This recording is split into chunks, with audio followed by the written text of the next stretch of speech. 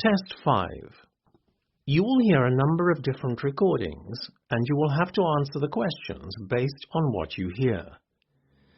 There will be time for you to read the instructions and questions, and you will have a chance to check your work.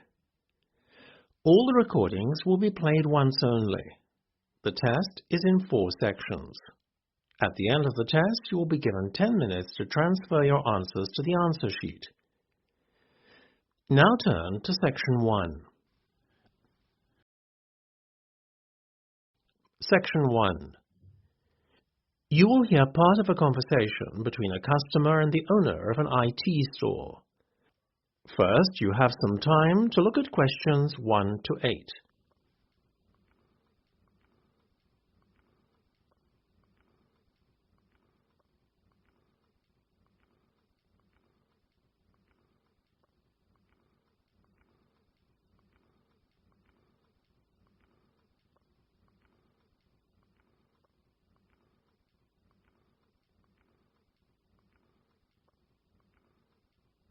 You will see that there is an example that has been done for you.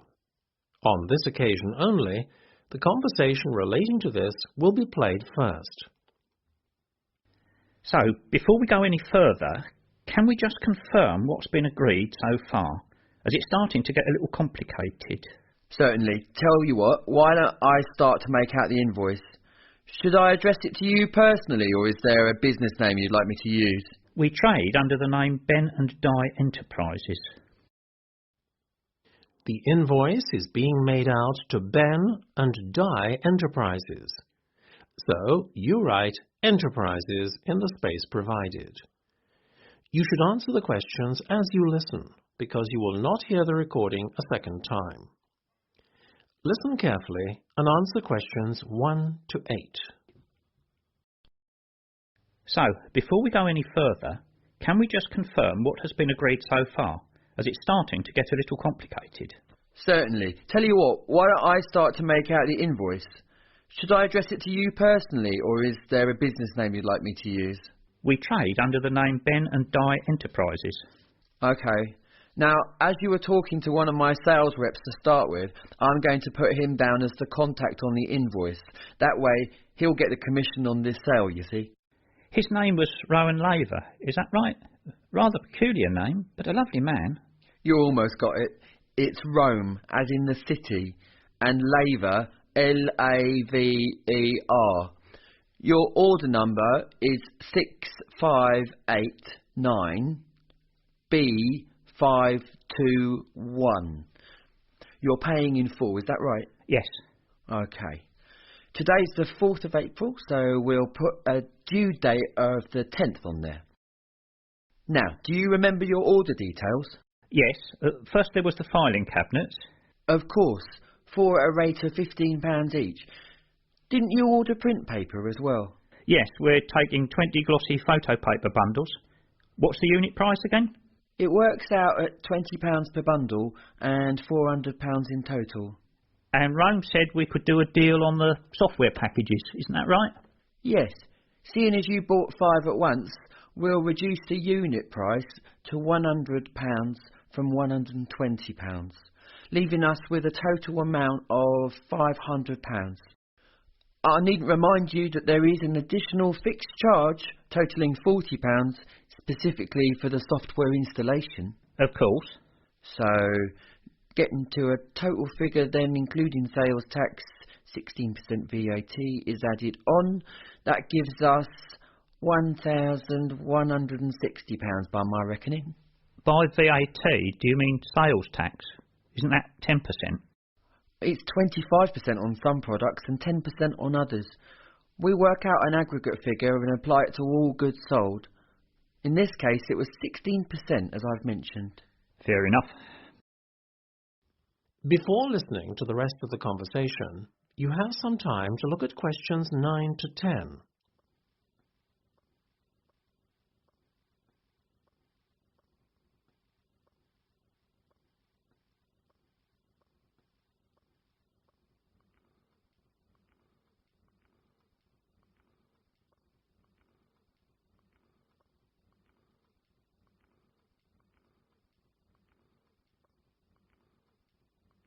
Now listen and answer questions 9 to 10. Listen, I know the due date isn't for a week, but do you mind if I write you out a cheque today? Not at all. You can make it out to me, Michael McCloskey. How do you spell that then? What, McCloskey? It's capital M C, capital C, L-O-S-K-E-Y. Got it.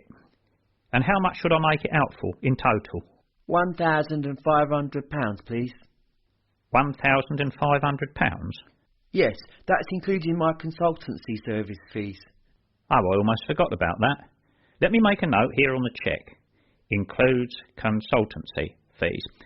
Now we're almost done. That's the end of section 1. You have half a minute to check your answers.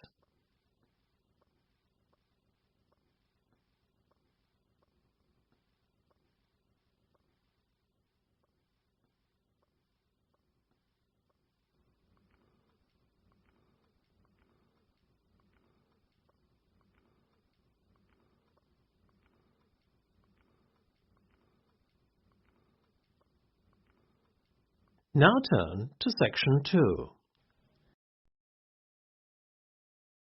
Section 2. You will hear a tour guide talking to her tour group. First, you will have time to look at questions 11 to 16.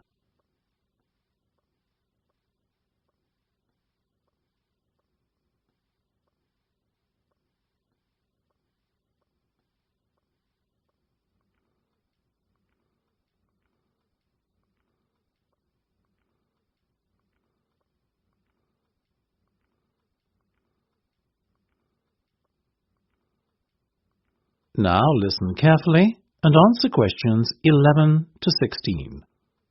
We're approaching Gateman's house now, which is at the entrance to Lord Thundleberry's estate. The tour shall begin shortly, so I want to draw your attention to a few things on the map and remind everyone of the itinerary. First of all, we're going to head to the Lord's residence to view the inside of this beautiful 18th century building. After that, we've a short trip across the road to the Classic Car Centre. This showcases the Lord's personal collection of classic cars, one of the largest in the world. Then we'll head back down the road leading away from the Lord's residence and take a right. This will lead us up to the organic farm. Here you'll learn how to grow your own organic vegetables and taste some of the fresh food that is made by the estate's excellent on-site chefs. From the organic farm, we'll head to the other side of the main road. You are likely to catch sight of many deer grazing on this part of the estate. On the right-hand side of the road, there's the wine museum that's close to the vineyard you see on the map there. After that, we'll head back to Gatesman's house for afternoon tea. Once we've had some refreshments, we'll jump back onto the bus and drive a little way up the road to the estate library, which is on the right-hand side. The library has a huge collection of books, so you are sure to find something of interest there. Next, we're on to the old mill, which is just a little way up the minor road across from the library. Finally, we'll continue on up the minor road until we come to the Great Waterfall. This is a spectacular feature of the estate and one of the largest man-made waterfalls in the British Isles. It won't fail to impress, I can assure you. Before you hear the rest of the discussion, you have some time to look at questions 17 to 20.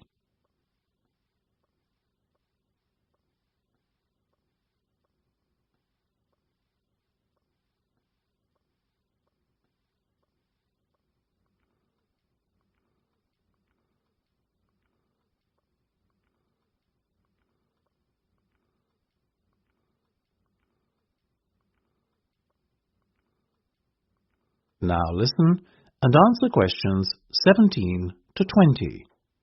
Now, I just have a few guidelines to outline before we embark on our tour. First of all, please bear in mind that this is the private residence of the Lord, and it is a privilege to be shown around the estate. The estate is only open for pre-arranged visits.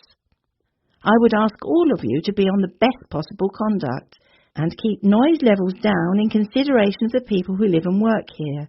This is, after all, a fully functional estate, and the main residency of Lord Thundleberry himself. Please refrain from wandering away from the main tour party. Areas of the estate which have restricted access should not be trespassed under any circumstances. If anyone fails to observe these rules, our tour group could be evicted immediately. Finally, it will be some time before we return to the gatesman's house for afternoon tea. So I suggest we set aside a half hour or so to enjoy the packed lunch that the tour organiser provided in the Rose Gardens outside the Lord's residence at around midday. OK. If no one has any questions, shall we proceed? That's the end of section 2. You have half a minute to check your answers.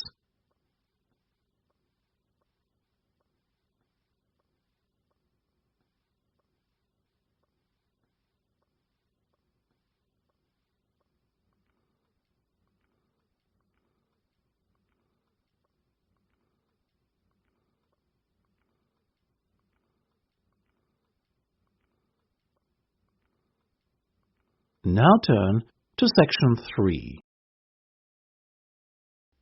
Section 3. You will hear a discussion between two work colleagues and their manager about the restructuring of their company.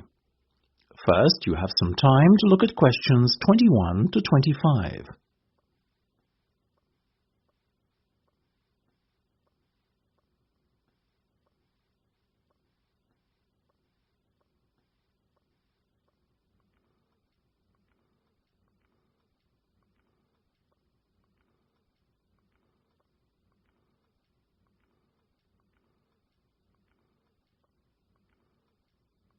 Now listen carefully and answer questions 21 to 25.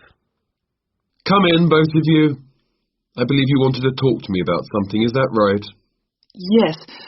Basically, all the staff are concerned about what the restructuring of the company is going to mean for them. None more so than myself and Nam, as we are the newest members. As I said to all staff at the meeting last week, there's no cause for concern. There will be no compulsory redundancies. All redundancies will be on a voluntary basis.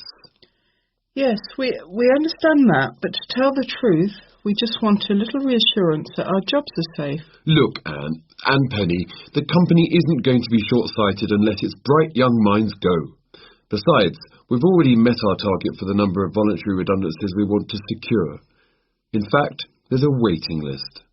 You know as well as I do that the age profile of staff at this company needs to come down. A lot of our employees are close to retirement age and are just going through the motions until they can take their pensions. That's why we decided on this redundancy initiative. We want to encourage those that would be happy to leave to do so and employ younger, more motivated staff. I guess that makes us feel a little better, but we're also worried about the upcoming salary review. What will it mean for us? Given the fact that the company's motivation for this restructuring initiative is not to cut costs, again, you needn't be worried that there will be a negative effect on your salaries. We are running a very profitable business and we will reward our top performers in the upcoming review. Both of you fall into that category, so you can expect a healthy bonus and salary increase. Simple as that. That's good to know. Another thing on our minds was the fact that with all these voluntary redundancies happening in the next few months, there will be a lot of positions opening up higher in the company. What we were wondering is, will the recruitment drive be an internal or an external one? Obviously, we will recruit internally where possible. That has always been company policy. So, if you're asking me will there be opportunities to gain a promotion in the near future, then the answer is very definitely yes. The type of candidate we would be looking for has a proven track record and is performance-driven. How can we improve our chances of getting promoted then, when the opportunity arises? Well, in the meantime, be prepared to take on additional responsibilities, especially those relating to the management of other members of staff. Obviously, the higher up you go in the company, the more involved you'll be in managing people. What the management team is looking for then is proof that you can work effectively with and manage other members of staff. Before you hear the rest of the discussion, you have some time to look at questions 26 to 30.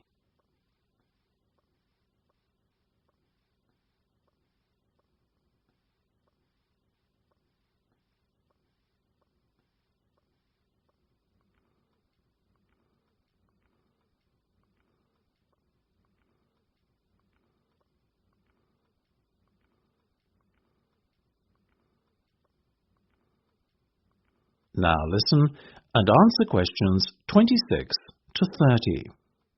One more thing. Go on.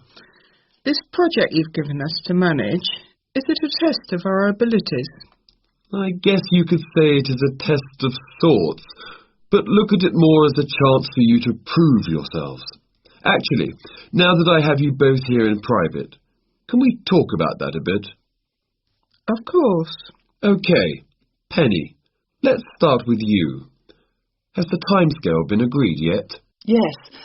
You said we have a total of 8 weeks to bring the product to launch.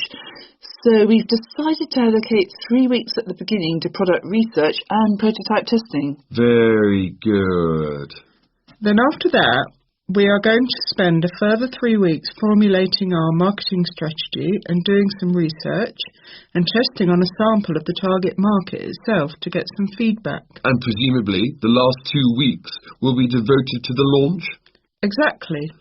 Now, let's talk estimated costs. Well, you've given us a total budget of £100,000. Of that, we're allocating 50% to product development and testing, a further 25% to marketing, and £25,000 will be spent on the launch. Penny, give me a breakdown of the launch costs, would you? Sure. £10,000 will be spent on hiring and decorating the venue, £10,000 will be spent on promotional work, and the remaining money will be used to pay for catering and administrative costs. I'm very happy with that, to be honest. As I said, you guys should stop worrying. You're doing a fantastic job, so keep it up. That's the end of section 3. You have half a minute to check your answers.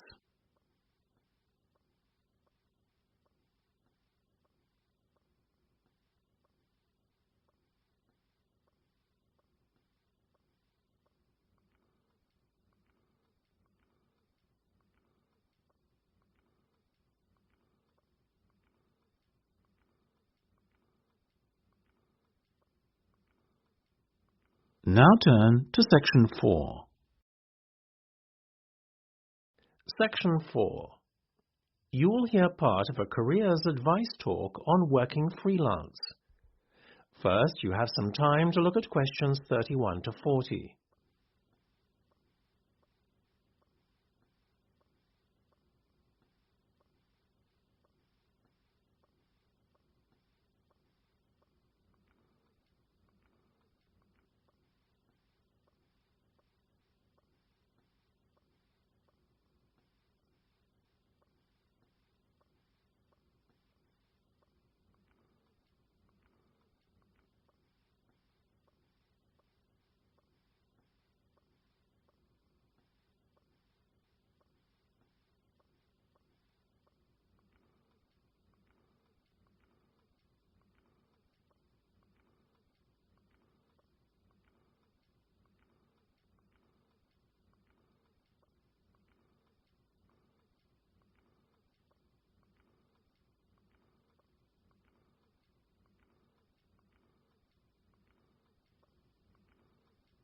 Now listen carefully and answer questions 31 to 40.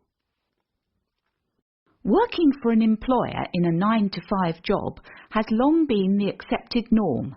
However, this could soon be set to change. A rising level of unemployment, combined with a sense of disillusionment amongst employees with their workaday lives, is at the root of this modern-day revolution in the workplace. Now, there is a growing trend amongst people of all ages and from all walks of life to opt for freelance work rather than working for an employer. It sounds a risky option and a potentially stressful one, but on the whole, the benefits of freelancing seem to vastly outweigh those of working for someone else. In fact, recent research has shown that those who quit their jobs to work for themselves are the country's happiest and most productive workers. A study conducted by Dr. Jonathan Sapsed from Brighton University's Business School, in conjunction with the Arts and Humanities Research Council, looked at a total of 304 freelancers who were pursuing a range of professions in southern England. They found that, far from struggling to get by, many were not only doing well, but excelling in their new professions. So, what are the advantages of freelancing? Well, there are many. One of the most obvious benefits is not having to be answerable to a boss and having to face criticism or unfair demands. In addition, not being based in an office or shared workplace with competitive or difficult colleagues is another bonus. But what is probably the most attractive pull of working freelance is the freedom to determine your own work schedule. You are no longer at the mercy of a timetable dictated to you by your employer. If you have family commitments, these can easily be fitted around your working hours. Furthermore, if you have an off day one day, it's easy to make up time another day without having to face your employer's wrath when you are being less productive than usual. Those who work in creative and digital industries stand to benefit most from working freelance. In these fields, workers are at liberty to choose their ideal working location, as they are not restricted to working in a set place.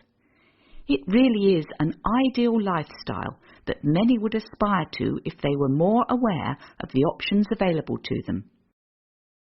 Lastly, to add to an already convincing list of benefits from doing freelance work, there is the financial reward. Freelancers typically work a 38-hour week and earn a median wage of £43,000, well above the national average of £25,000, and are happier than other workers. It seems that people are now catching on to the myriad benefits that come with working as a freelancer. Currently, there are about 31 million people in work in Britain, and already 4.6 million are self-employed, thereby displaying the vitality of the freelance economy. In fact, so popular is freelancing becoming that it has even been suggested that the government needs to devise a new tax and other policies to support freelancers. Freelancing would seem to be the future of employment and the way forward. It is certainly well worth considering freelancing if you are doubtful about committing to working in a structured environment and would like more freedom and autonomy in your work. That is the end of section 4. You now have half a minute to check your answers.